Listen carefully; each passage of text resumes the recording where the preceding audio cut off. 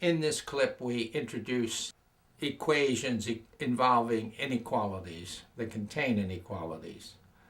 We'll solve using reformulation until we get translational symmetry. And when we do, we'll be able to determine the range of the variable in for the inequality. This equation is abstract. The variable does not have a tangible meaning. We have minus 3x plus 2 is less than 8. We have to find the range of that variable x. What we'll do is reformulate 8, the simpler side. We're going to leave the abstract side alone, work on the simpler side. I want to match this 2, so I'm going to subtract 2 from 8, and I'm going to add 2. Then I'll group these terms, unmatched terms, and do the evaluation. I get a 6. To match this coefficient, minus 3, I have to multiply by minus 3 and divide by minus 3. That's equivalent to multiplication by 1. Now when I do this division, I get minus 2. So now I have translational symmetry. However, we have to note that the coefficient is negative of the variable term. The coefficient is negative. That means that this sense of this inequality must be switched on the last step. So x is not less than minus 2, x is greater than minus 2. So the range of the variable will be on the number line from minus 2 to plus infinity.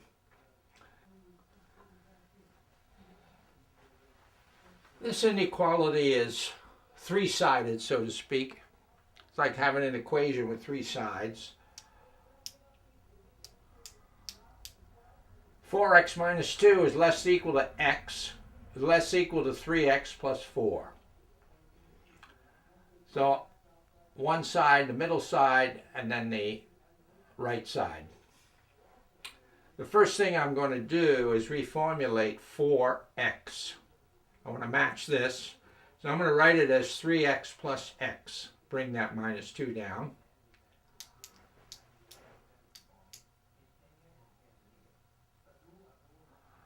Then this 3x, I need to reformulate it to x plus 2x in order to match that middle one. So I have 2x plus 4. Now since I have x on 3 sides, I can subtract x from 3 sides. And when I do that, this becomes a 0. So we have 3x minus 2 is less equal to 0. That's one side of the equation. The other side is 0 less than equal to 2x plus 4. So what I'm going to do is work on this one first. 3x minus 2 less than 0. I'm going to rewrite 3x minus 2. And then I'm going to put in here on this side a plus 2 and a minus 2. Okay, to match this, minus 2. And then to match this coefficient, I need to multiply by 3 and divide by 3. And when I do that, I have x. This coefficient is positive, so this sense of this inequality stays the same. X is less than or equal to 2/3. Here it is right here. Now for the second one, 0 is less than or equal to 2x plus 4. Here it is, written again. I'm going to add to this side the 0. I'm going to write plus 4 minus 4. And I wrote minus 4 as 2 times minus 2. Because this coefficient is easy, 2. And I can add 4. A minus 4 and a plus 4 is a 0. Now I have translational symmetry, and the coefficient of this variable term is positive, so x is greater than or equal to minus 2. Here it is, x greater than or equal to minus 2. So now I have both sides. So x is going to be greater, equal to minus 2, less equal to 2/3. The range of the variable on the number line goes from minus 2 to plus 2/3. In this clip, we introduced rational equations. Rational equations are equations that contain abstract fractions. They're somewhat more difficult to solve because you can't tell by looking at the equation what the value of the variable will be that will solve it. So we're going to use, again, reformulation and translational symmetry, and we'll get our solution.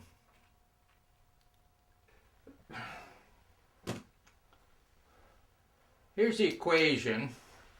X plus 3 divided by x plus 5 is equal to 2x minus 7 divided by 2x plus 11.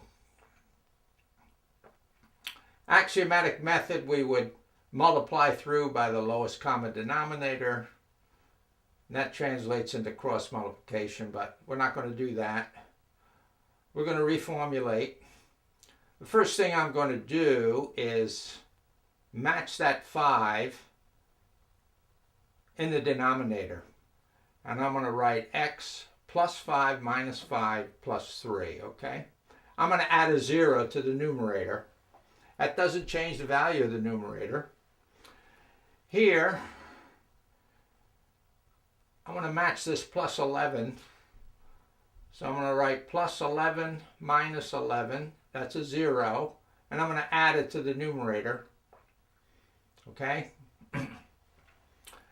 Then my next step, I'm going to divide x plus 5 into x plus 5. I get a 1.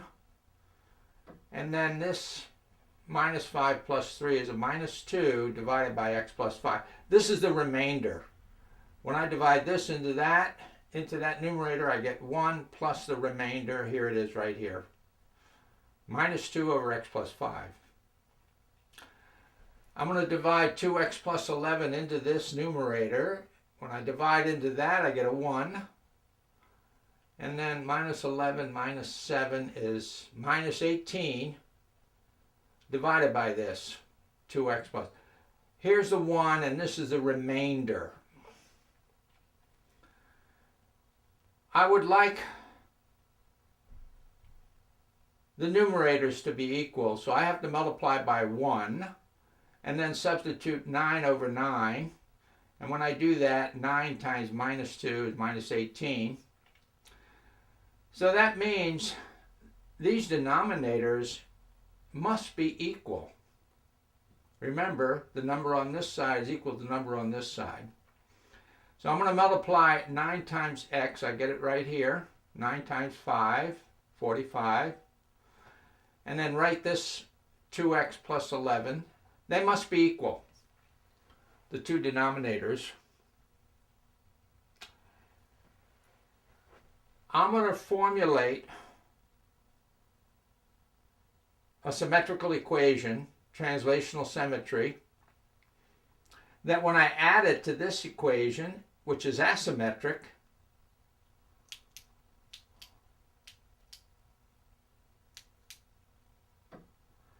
I get translational symmetry. So to match this 2x, I'm going to add a minus 7x to that 9x. I get 2x. I'll bring down the 45. I'll bring down this 2x. What do I have to add to 11 to get 45? 34. 34 and 11 is 45.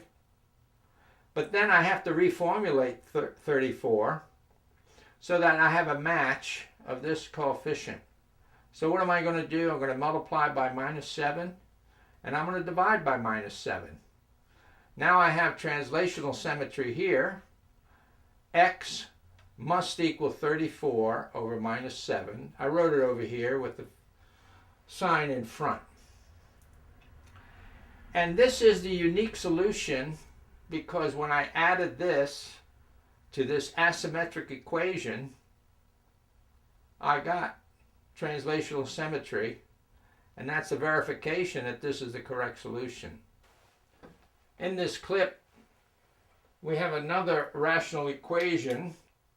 X plus 5 divided by 2 plus 1/2 equals 2x minus x minus 3 divided by 8.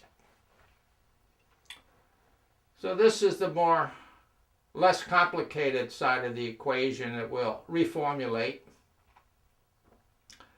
What we're going to do first, take this right-hand side, subtract it, here it is, here's the subtraction, and then add it to the left-hand side. There's the addition, there's the subtraction. That 1 can be added to that 5 to get a 6 because the denominators are the same. All right, so I added a 0.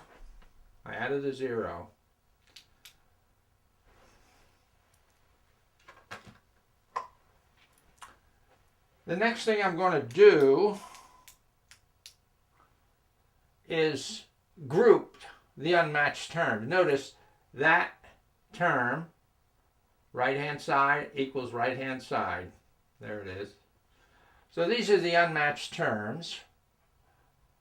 I want to separate them out, and I want to evaluate this.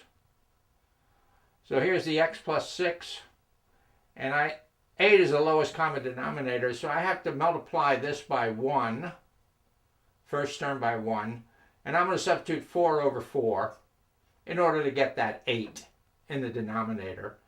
This term, I'm going to multiply by 1 and substitute 8 over 8. This term, I don't have to do anything. It already has the lowest common denominator.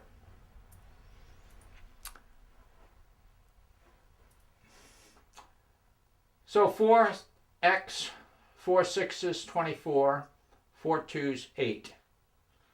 8 2s, 16. I'm going to bring the minus into the numerator and write a plus there. Change 2 signs. And then that's over 8. And this is already over 8.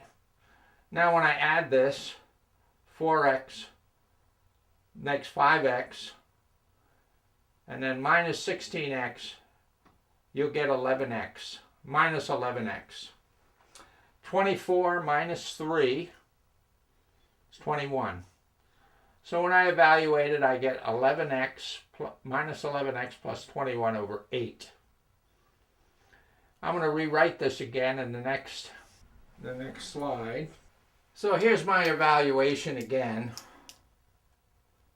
Add this to this, the numerators. I get minus 11x plus 21 over 8. So here's the modified equation when I put it in the unmatched terms. And then I have symmetry, partial symmetry. So that means since this is the odd term, must equal 0. When I find a value of x, it'll make this 0. That is the unique value, the unique solution. All right, I'm going to reformulate the numerator. I have minus 11x. This coefficient is minus 11. I'm going to create a coefficient of plus 11. And then 21 multiplied times 21. And then divide also by 11. So that's equal to 0. This term must be equal to 0. Only the numerator we need work with. Consequently, from 1-to-1 matching, x is equal to 21 over 11. So I have the unique solution because when I substitute this back in here, I get a 0 for that term. And then I have translational symmetry, which means that is the unique solution.